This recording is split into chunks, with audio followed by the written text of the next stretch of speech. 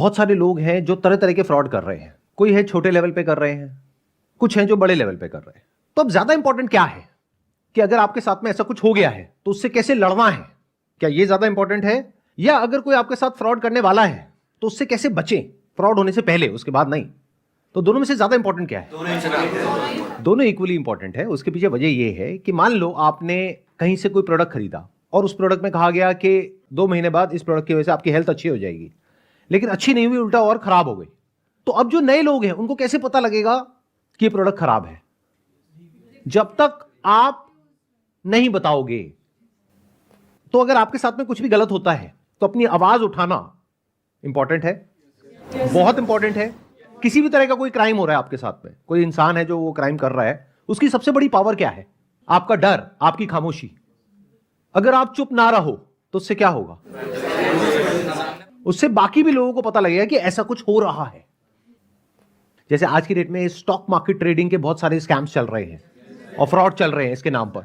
कोई भी आता है, आ करके कुछ भी दिखा देता है अपना डैशबोर्ड खोल करके कि मैंने 2 महीने में 20,000 रुपए लगाया, उसका 1 लाख रुपए बना दिया, और आपको बोला कि आप ये कोर्स परचेज कर लो तो आप भी 20,000 से 1 लाख रुपए कमा सकते हो। जब आपने कोर्स परचेज किया तो वहां पे टर्म्स एंड कंडीशन में कुछ और लिखा हुआ है, मतलब कहा कुछ और, किया कुछ और। लेकिन जब तक आपको समझ आया कि आपके साथ में स्कैम हो गया है तो आपका पैसा कितना डूबा? एक तो जो आपने कोर्स खरीदा उसका, प्लस जो आपने पैसा लगाया उस इंसान के एडवाइस के बेस पे, वो भी तो आपका पैसा गया ना। तो यूजुअली क्या होता है कि ऐसे में जो विक्टिम्स होते हैं वो क्या कहते हैं, चलो जो होना था हो गया, मेरी किस्मत खराब थी, अब अपने काम पे ध्यान दो। अगर आप जा करके अपने पेरेंट्स से भी डिस्कस करोगे तो वो भी यही एडवाइस देंगे आपको कि बेटा छोड़ दो, जो हो गया भूल जा। क्या ये सही अप्रोच है? एक है जो आपके आसपास वाले आपको कह रहे हैं, आपकी फैमिली आपको कह रही है, आपके फ्रेंड्स आपको कह रहे हैं, या आपको भी अंदर से जो आपका डर है वो आगे बढ़ने से रोक रहा है। वो कह रहा है छोड़ो ना, क्या पड़ा है इसमें, जो होना था हो गया, अब आगे बढ़ो। तो क्या ऐसे में आगे बढ़ना सही अप्रोच है या उस इंसान से लड़ना सही अप्रोच है?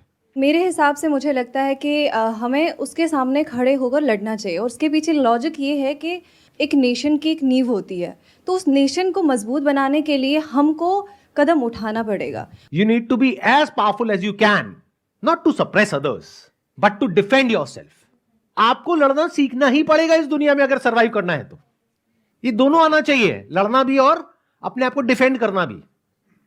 अगर दोनों में से एक भी आपको नहीं आता है तो दुनिया आपको अपने बेनिफिट के लिए यूज करती रहेगी और आप एक डोरमैट की तरह पड़े रहोगे जहां पर कोई भी आएगा और आपको यूज करके आगे बढ़ जाएगा। आपको क्या लगता है कि सिर्फ एक इंसान आपके साथ में लाइफ में कुछ ऐसा करेगा? अगर आप एक बार चुप हो गए तो आगे भी अगर आपके साथ में कुछ होगा तो क्या आप अपनी आवाज उठाओगे? नहीं। तो आप कैसे बन जाओगे? एक डरे हुए इंसान जिसके साथ में कुछ भी हो रहा होगा और आप चुपचाप बैठे रहोगे। इसलिए दोनों चीजें जरूरी हैं। एक, अपने आप को ऐसा बनाना कि कोई आपको बेवकूफ ना बना सके। दूसरा, कि अगर किसी ने आपके साथ में धोखा कर दिया है तो उससे लड़ना सीखो। डरते क्यों हो? जो डरता है उसको लोग और डराते हैं, और एक दो नहीं डराते हैं, फिर सब डराते हैं। पूरी दुनिया डराने के लिए बैठी है आपको। तो मेरी सलाह आप लोगों को ये होगी, डर डर करके मत जियो। ना किसी के साथ में कुछ गलत करो, ना अपने साथ में गलत होने दो। Very important to understand.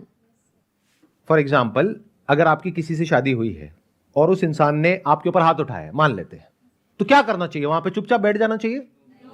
क्योंकि अगर वो एक बार हुआ है तो बार बार भी हो सकता है और होगा अगर आपने आवाज नहीं उठाई तो।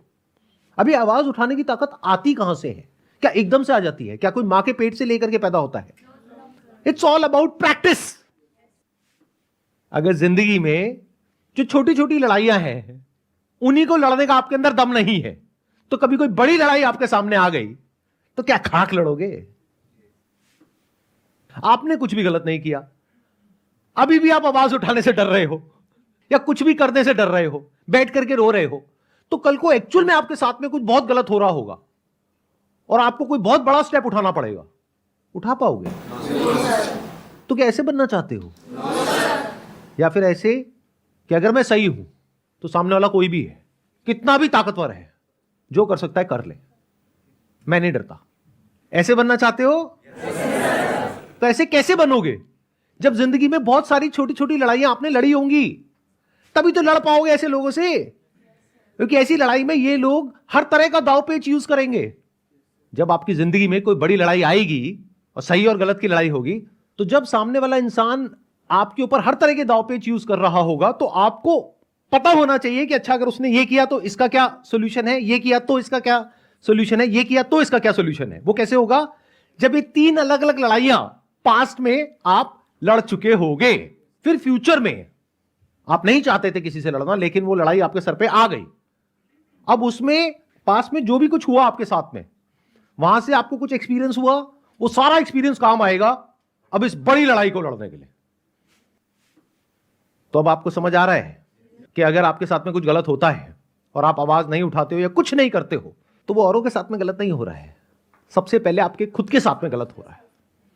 फॉर एग्जाम्पल, ये जिसकी मैं बात कर रहा हूं, स्टॉक मार्केट स्कैम, कितना आसान है। सोचो कि वो इंसान है जो कि सेबी रजिस्टर्ड नहीं है, आपको जाना है सेबी में कंप्लेंट करना है। पहले ईमेल के थ्रू करनी है, अगर रिस्पॉन्स आ गया तो बहुत बढ़िया है, नहीं आया तो लेटर लिखो। क्योंकि मजे की बात क्या है कि अगर ऐसा कुछ हो रहा है तो सेबी अपने आप एक्शन नहीं ले सकता है जब तक कि कोई कंप्लेंट ना करे। और आपको यह भी लगेगा अंदर से कि एक इंसान के कंप्लेंट करने से क्या होगा, अगर एक एक करके 3-4 लोगों ने भी कंप्लेंट कर दी तब तो कुछ होगा ना। और इसमें आपका गया क्या? कुछ भी नहीं। लेकिन आपको मिला क्या? क्या मिला बताओ? क्योंकि जब मिलने की बात होती है ना, हम लोगों की जो सोच है वो बहुत ही छोटी है।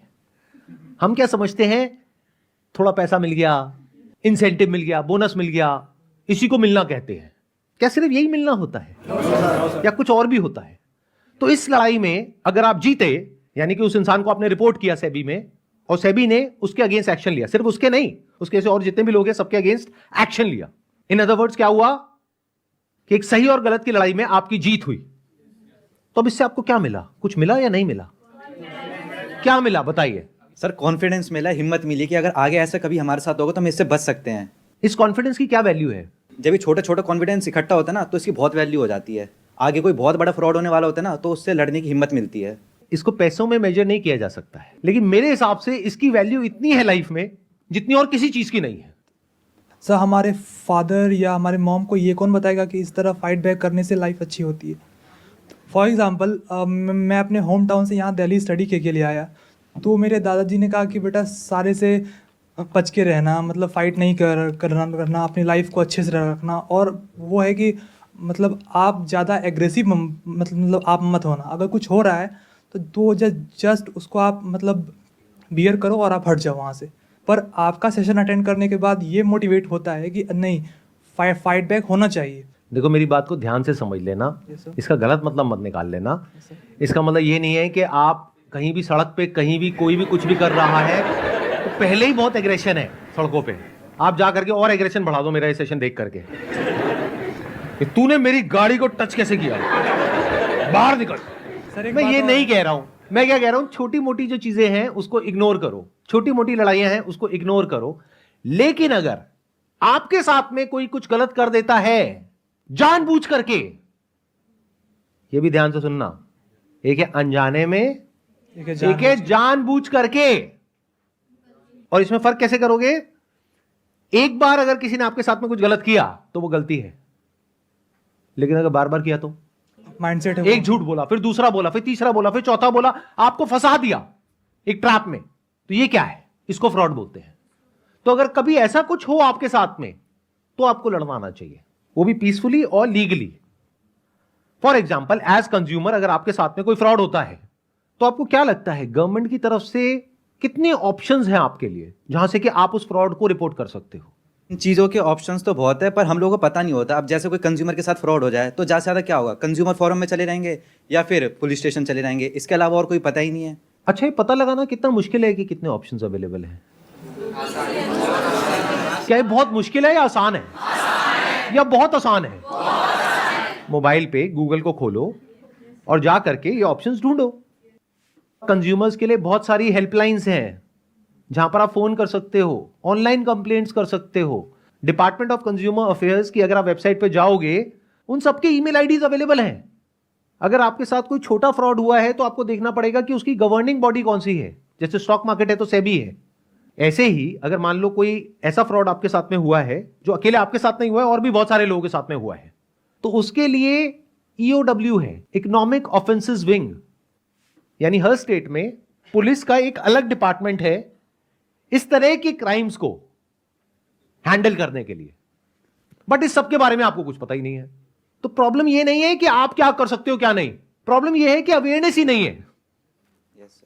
और मजे की बात क्या है कि यह बात अगर आप करते आज से 50 साल पहले, जब इंटरनेट नहीं था, तो समझ आ जाता कि हां ठीक है, इस सब के बारे में आपको कैसे पता लगेगा। आज की डेट में सब कुछ अवेलेबल है at your finger tips, on your mobile phone. ये सारी इंफॉर्मेशन अवेलेबल है पब्लिकली, कोई भी उसको एक्सेस कर सकता है। मतलब गवर्नमेंट के किसी भी डिपार्टमेंट की किसी भी वेबसाइट पे आप जा करके देख सकते हो कि कौन कौन लोग उस डिपार्टमेंट में एक पर्टिकुलर पोजीशन पर हैं, और उन सबके ईमेल आईडीज हैं, उन सबके एड्रेसेस हैं, उन सबके फोन नंबर्स हैं। तो चाहो तो बहुत कुछ कर सकते हो। एक कहावत है, नो पेन नो गेन। ये बिल्कुल ऐसा है कि आपको अच्छी बॉडी चाहिए, बस जिम में जाने में दर्द होता है, रोज एक लड़ाई होती है आपकी लोहे के साथ में। ये लड़ाई नहीं चाहिए, दर्द नहीं चाहिए, लेकिन बॉडी चाहिए। बिना लड़े नहीं होगा, रोज लड़ना पड़ेगा इस छोटी छोटी लड़ाई को, तब जाकर के एक दिन कोई बड़ी जीत आपको मिलेगी।